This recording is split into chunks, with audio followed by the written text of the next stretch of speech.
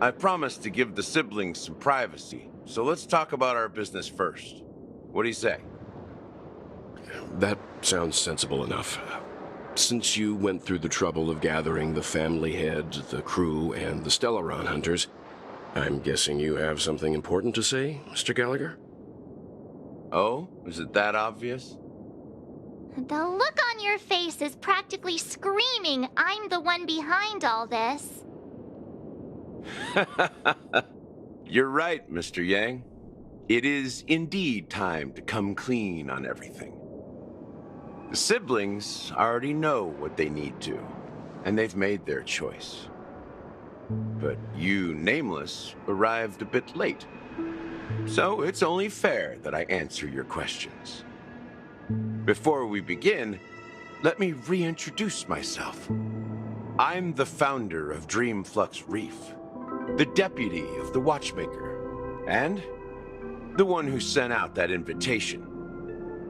As Gallagher, the history fictionologist, I humbly extend my greetings to you all. History fictionologist? So what, everything you told us was made up? Well, don't worry. Almost everything I shared was true. Well, except for the part about the family accepting me back. I double-checked with Micah, and everything he said about the family, the Watchmaker, and Mikhail is true. Thank you for your understanding. Now let's get down to business.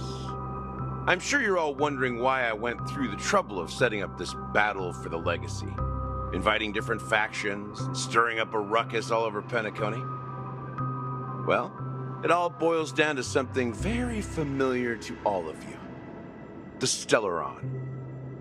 The Stellaron? But how is that possible? Penacony is a free-flowing interstellar hub. There are no signs of contamination whatsoever. You're totally correct. So, care to take a guess at what that means?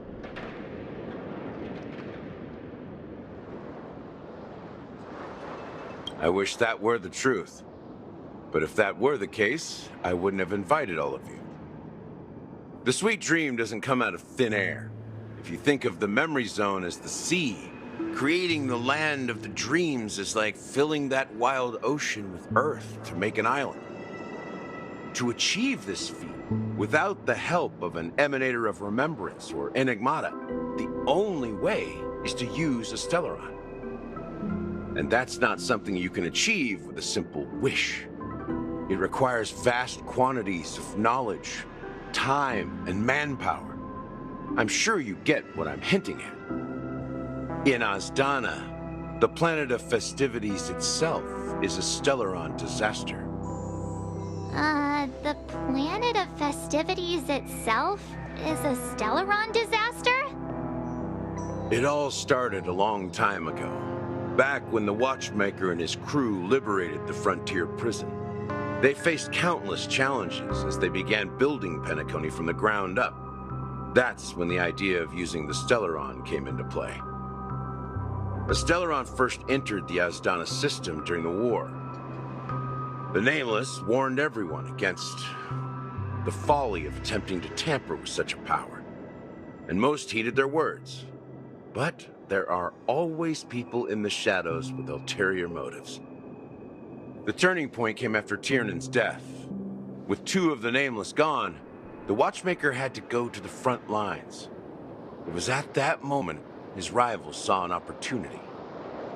By the time a representative from the Montour Systems family arrived at the Watchmaker's call, the Stellaron had already been activated and was seeping into the primordial synesthesia dreamscape.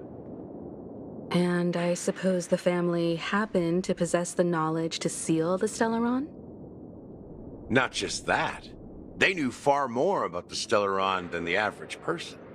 They helped Mikhail swiftly quell the civil unrest and played a part in building Penacony under the disguise of the Harmony. Those three eras were known as the Age of Dreaming.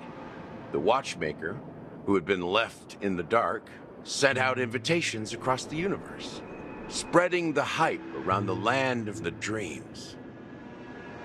Then, How did they turn against each other? Remember the island in the ocean metaphor? The truth is, the Stellaron was never truly sealed. It existed in a different form within the dreamscape. Think about this. What would it cost to create and maintain such a lavish dreamland? It's people's lives. The opulent dream is built upon the decay of spirits, with a toxic elixir called pleasure flowing through the dreamscape. It tempts people to indulge in the dreamscape, and gradually their minds succumb, becoming nourishment for the sweet dream. Confusion, laziness, and cowardice, weaknesses that plague humanity, were magnified and nourished by the family. Penacony became a new kind of prison, even more impenetrable than the previous one. Sadly, we realized this far too late.